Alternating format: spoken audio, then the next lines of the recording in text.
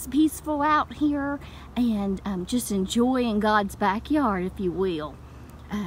Today I'd like to continue our discussion of anointing oils and remedies and recipes found in God's backyard, a book that's already out, but I'm currently revising. So if you have any ideas or edits that you think something might pop in your mind, the Holy Spirit might connect with you, and pass them on my way, and we'll see if we can't get them in the book.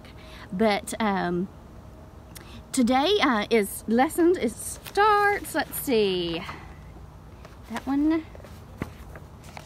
I'm sorry, I thought I had the page all ready for us to go. It is on page 20 of the workbook, and Elijah, the anointing oil in Elijah, is found on pages 20, 21, and 22. Includes a daily devotion. It includes verses and text and scriptures to study. And we base this anointing oil on the miracles of God.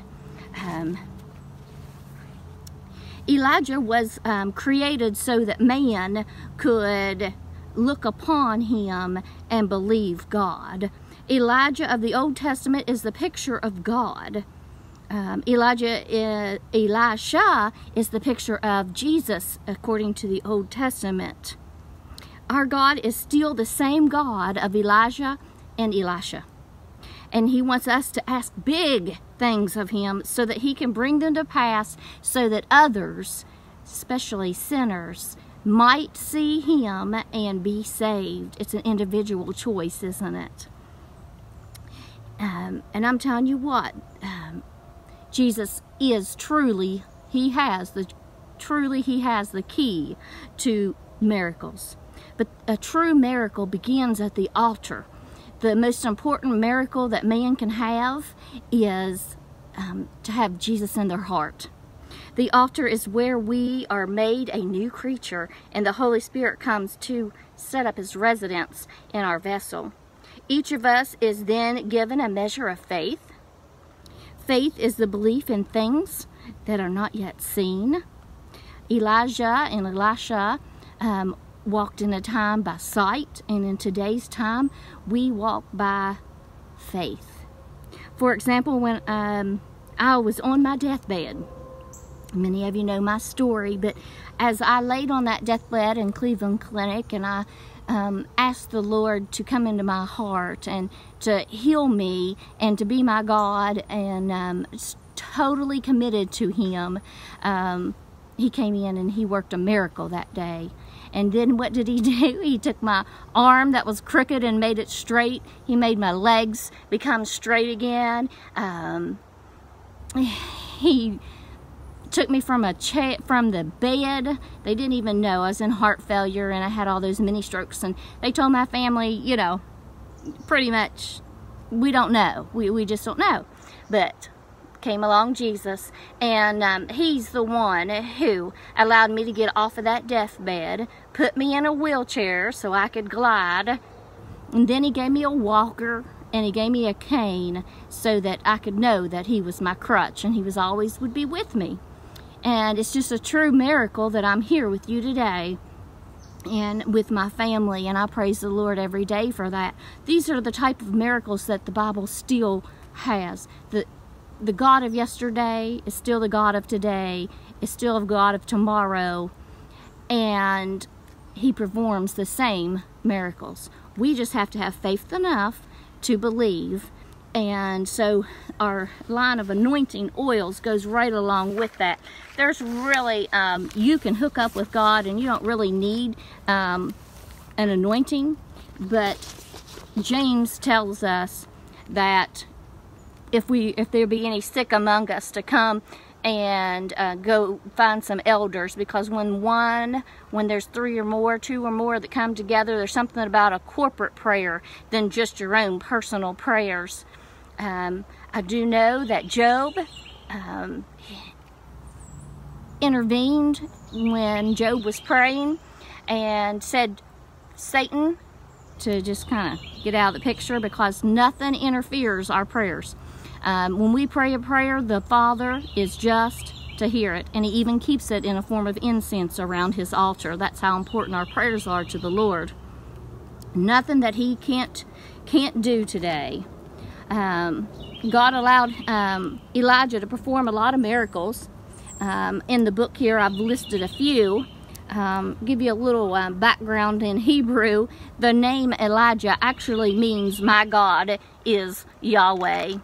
A scripture verse, memory verse, to go along with this lesson, comes from 1 Kings 17:1. Shutting heaven and stopping the rain for 3 years. This is what Elijah done. Oil multiplied, the grain increased daily for that widow woman. Widow's son he raised from the dead. Fire from heaven on the altar came down. Let me read that again. 1 Kings 18:38. Fire from heaven on the soaked altar. And that's definitely not a King James version. God allowed Elijah to serve between the years of 1860 BC and 852 BC. That's before Christ. He performed 16 miracles, which is exactly the half of the number of miracles Elisha performed. God had a pact, or a covenant, if you will, with Elijah to say that he could do twice as many miracles as Elijah did. And up until the very last day, that promise had not been fulfilled.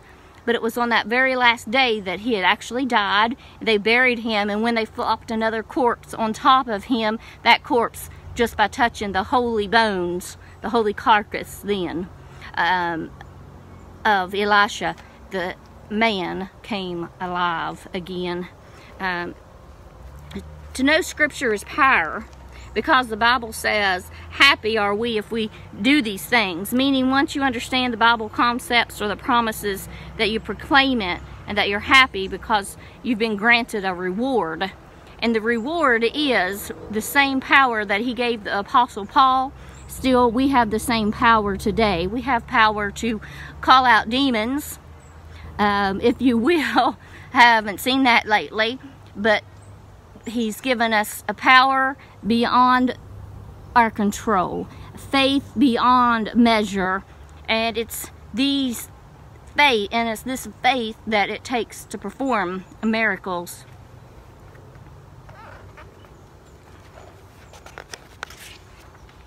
I have a runner coming around the corner. I don't think that we'll get her in the video at all, but she's working her body. The recipe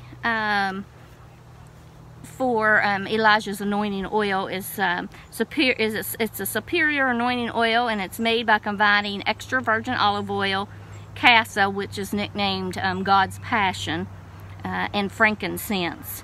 You anoint yourself and others with the blend and plead through prayer. Actually, just going and putting a dot on somebody's head, okay, that represents the Holy Spirit coming to them and being on them.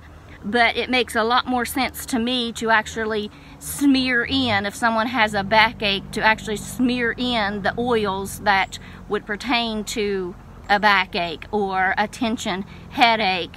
Cassia is a very warm agent, and it would warm up your muscle, so it would be very applicable here. Frankincense helps relieve scars and regenerates the skin.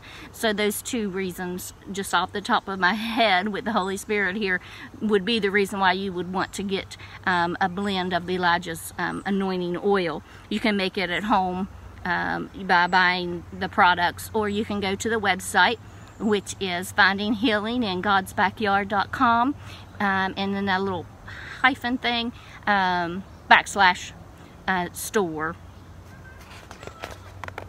Like I said, we smear it. Which would be to like rub, to smear. We diffuse it in the air. Soon, and very soon, when I'm at home, we'll make a candle in the microwave, and I'll show you how to do that by adding your oil, and you'll have your own candle, and you can make it in less than 10 minutes. Probably takes you more. It probably takes more of your time to go and buy the products than it does to make the candle, which is really nice. And we burn incense. We, like I said, just a straight anointing oil with coconut oil. Olive oil is recommended for anointing because of the two olive trees. One is grafted in, one is Israel. So it's the two pictures of like the Israelites on one hand and the Gentiles being grafted into one tree, the olive tree that's the biggest one in over there in Iran and Iraq and Jordan. That's the biggest tree that grows over there. And so the history of the two olive trees is the reason why most altars have extra virgin olive oil. And actually, if you can find the one that says pressed, P-R-E-S-S-E-D on it, that means that it was created with less heat so that you have more minerals inside of the product that you're purchasing. Grapeseed oil also is a great anointing oil. Grapes over there in the time of Elijah could have been sorry about that, Elena's calling me, they're guitar lessons. And so grapeseed oil is another alternative. It's time that Christians wake up. It's time that we take back our churches. It's time that men and women and mothers and children are, grandparents are raising children. It's time for Elkview to arise. It's time for the whole nation to arise. It's time for us to take back our families and shut Big Mouth up for good, which is Satan. I nicknamed him the Big Mouth.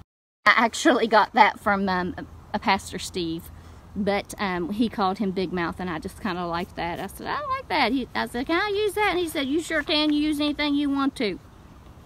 So let me tell you what our purpose is. God has given us a purpose, and in Mark 15:15, it says, go ye into the world and preach the gospel to every creature, and everyone is called to this. No, I'm not a preacher, I'm a teacher.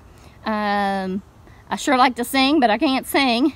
But God, if you are one of his children, he's given you a calling or a mission. And the Bible tells us that he's given each one of us a gift, and sometimes he gives us multiple gifts. Mine happens to be intercession and hospitality and healing. So in his presence, we are now free. In this universe, we have value, we have our well-being and our very purpose from God, the Creator. I hope this little short lesson blessed you in some way.